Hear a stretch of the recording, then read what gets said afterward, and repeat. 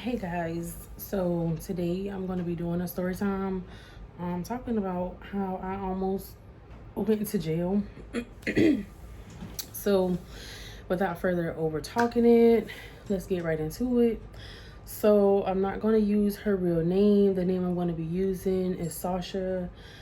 So I was working one day and Sasha called me. She was like, well, can you co-sign on a vehicle for me? I'm like, okay, cool. Like, if you did it for me, I can do it for you. Not that I necessarily needed it, but so I said okay.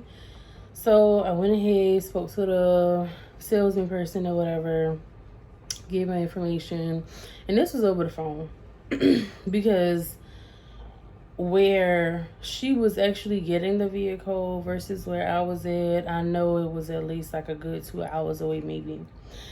So, you know, everything went through and stuff like that, and I got back to my day.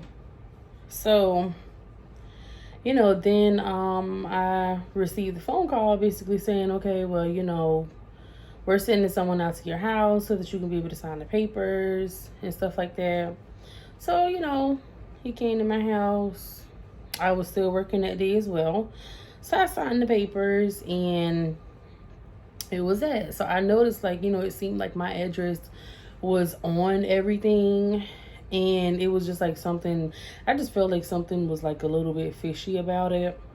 But I went ahead or whatever and stuff like that because I'm like, a good deed for a good deed. So that's what I thought about it. You know what I'm saying? Like, I'm thinking like, okay, I'm not gonna get screwed over, or you know I'm not gonna get screwed over, like. But I guess I was wrong about a lot of stuff that I thought the positivity of this whole situation. But this whole situation turned out to be a sugar honey iced tea show. Literally. So, you know, weeks is going by. I'm getting letters in the mail. One letter in the mail with my name on it. And then there's another one coming in the mail with Sasha's name on it. So I'm noticing, like, they're from the same companies. And basically it's saying that it wasn't approved. Now, I don't know how many banks run your credit whenever you do go and try to get a car. But I know it was more than 3 banks. And I had already not even like that. So I'm thinking she's making the payments. Everything is all good.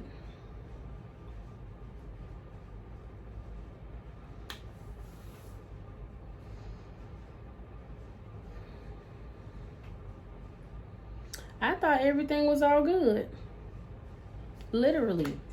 So I'm going to tell you how I ended up even finding out everything that was going on with the vehicle that Sasha got and with that loan. So my car started having some issues. I have a Chevy Cruze.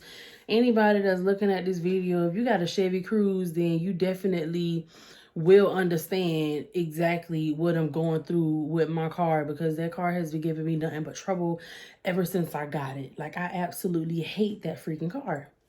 So there was an EMT that got killed, and then they had like her funeral and stuff like that, and it was like EMT, polices, ambulances, everything. It was like they had the whole main street like block off. It was just like, it was so beautiful. So right after that, my car started acting up. My car started saying charged battery system, and it was overheating and everything like that.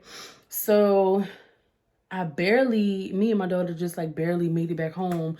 But, you know, by the grace of God, I thank God for that. We did make it back home without anything happening to the car or anything even happening to us.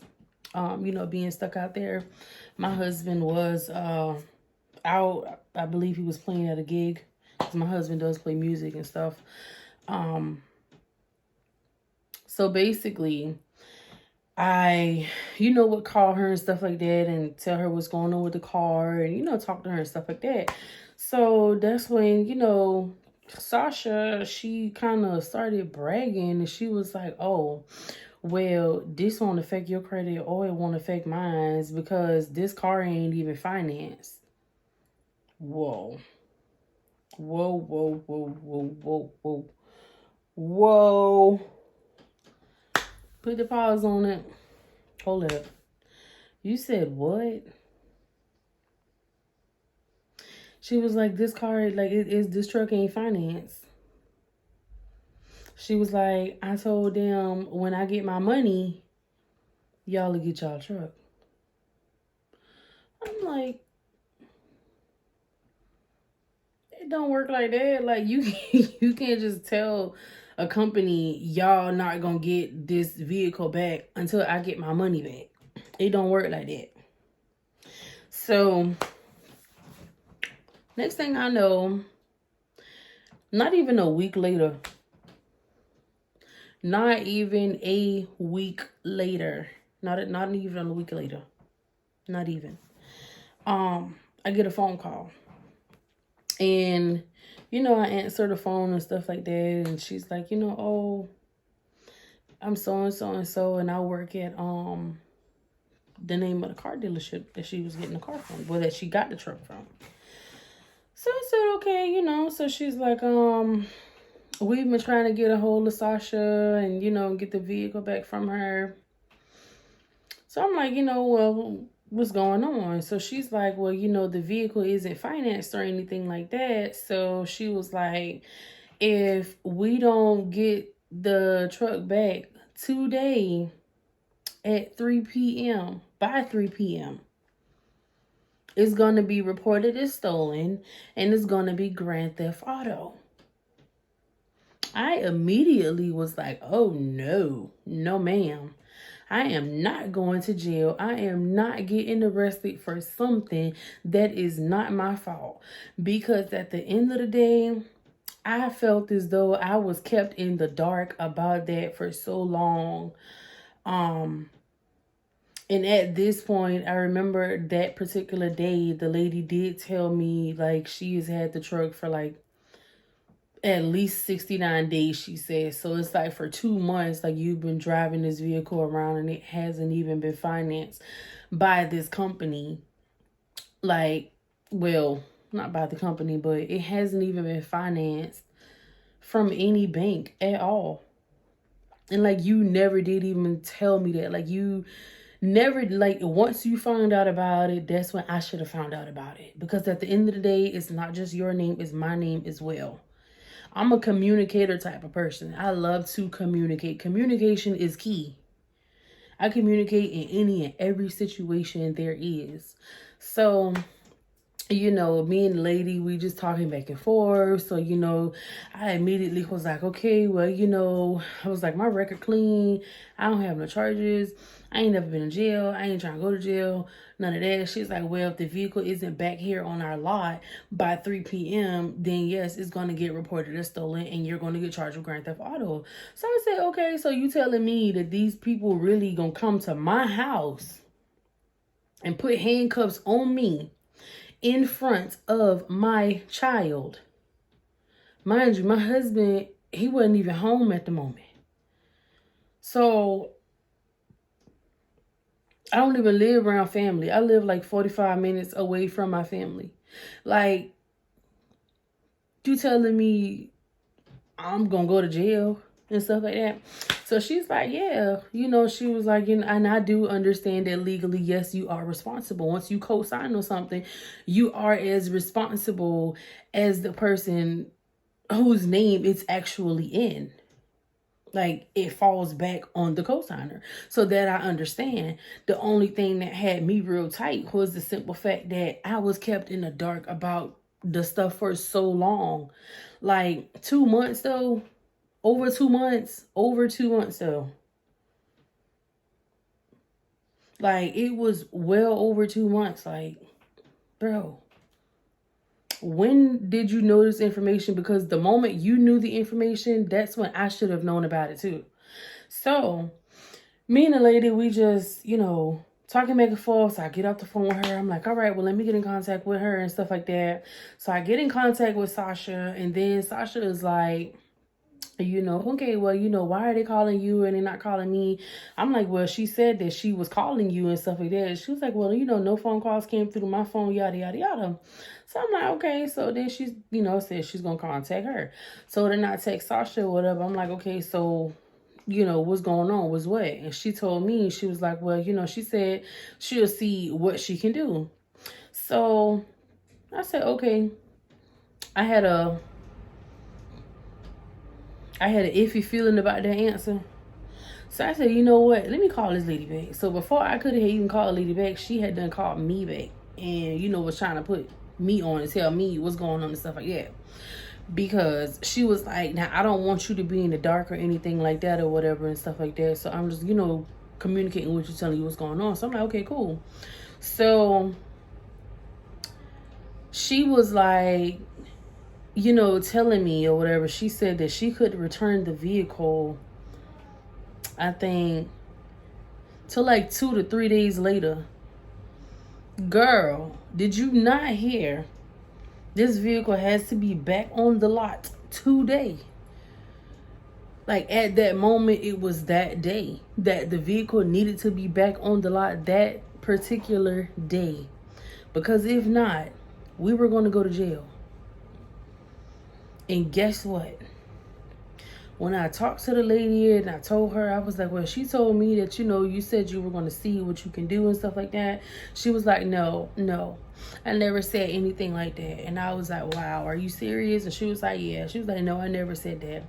So I get off the phone with her once again. I get back on the phone with Sasha and stuff like that, and trying to figure out everything. So it was just kind of like a whole back and forth thing like that for a few hours. And like, honestly, I was getting sick of it because I was the middleman, and I'm not trying to lose everything that I have or whatever because of somebody else's like irresponsibility, like not wanting to basically, be a woman and take care of their responsibility like how they supposed to.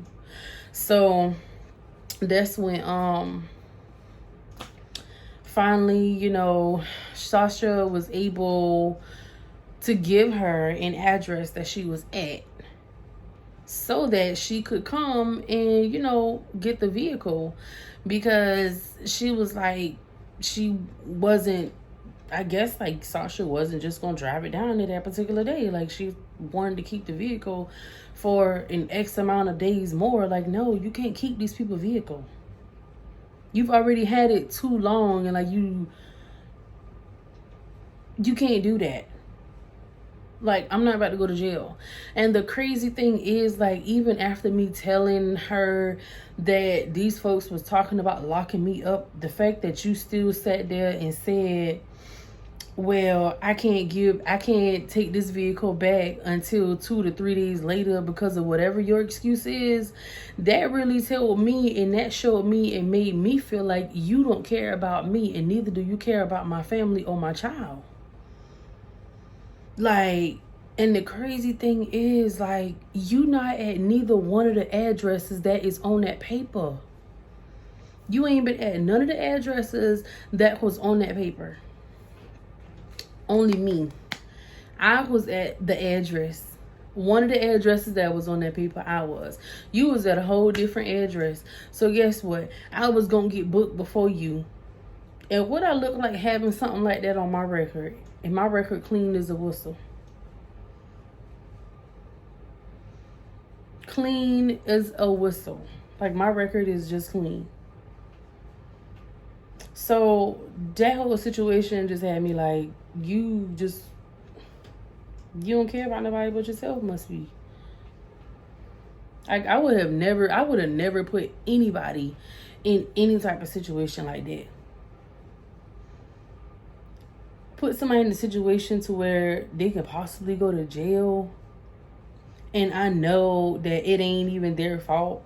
But because their name on it, yes, like legally it is their fault too. Like, or legally they are held responsible, however you want to put it. Because at the end of the day, I don't have it. I wasn't driving it. I never did drive it. I didn't want to drive it. I didn't care about it. So, and I mean, I feel like I had every right to even be pissed off about that situation. But so help me Jesus, like, I just had to let it go. I could have been so mad about that situation and stuff like that. I was very mad about it. I was very upset at the fact that, you know, you would even put me in a situation like that. Like, and then lie about conversations that's happening, keep that stuff from me for so long, for like over 2 months though. Like, dude, when did you find out about it? Like, that's when I should have found out about it too. And the fact that all of this happened in like basically a 1 week time frame. So I'm like, I would have never, like, you know, done anything like that. But, you know, eventually the lady did go down there and she did get the vehicle from Sasha. She was able, you know, to drive all the way down there. Like, and I honestly felt like, I do think that lady so much. If she ever look at this video and she, you know, see it, whatever, listen, I just want to send a big thank you to that lady and stuff like that, because she could have just done her job the way that she was supposed to do her job. And I could have gone and sat in a jail cell for a crime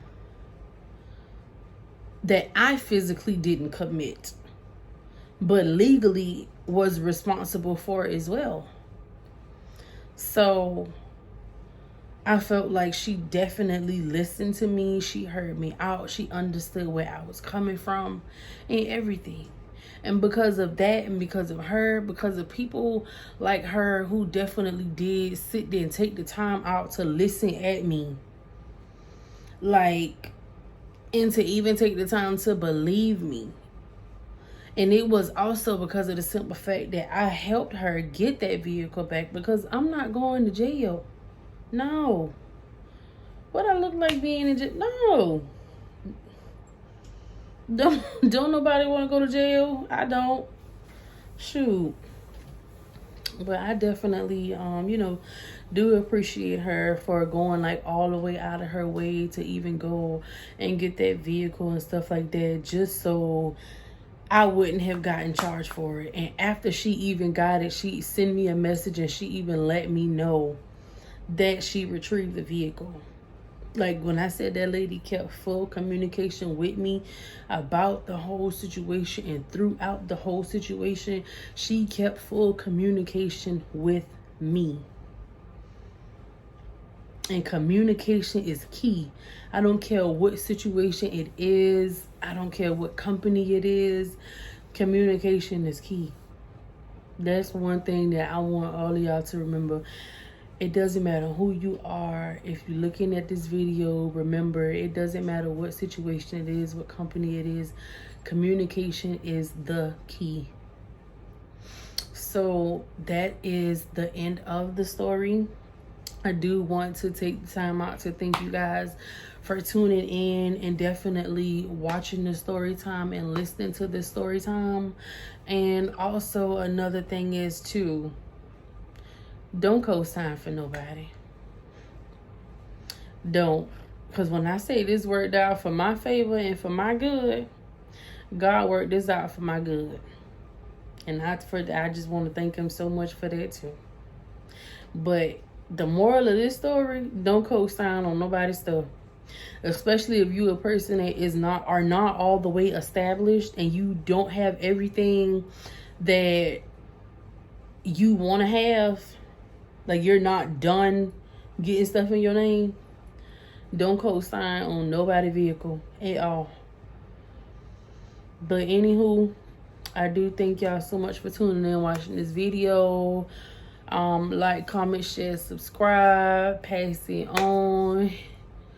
Anything, like, you know, drop comments, all of that stuff. It's all the way up.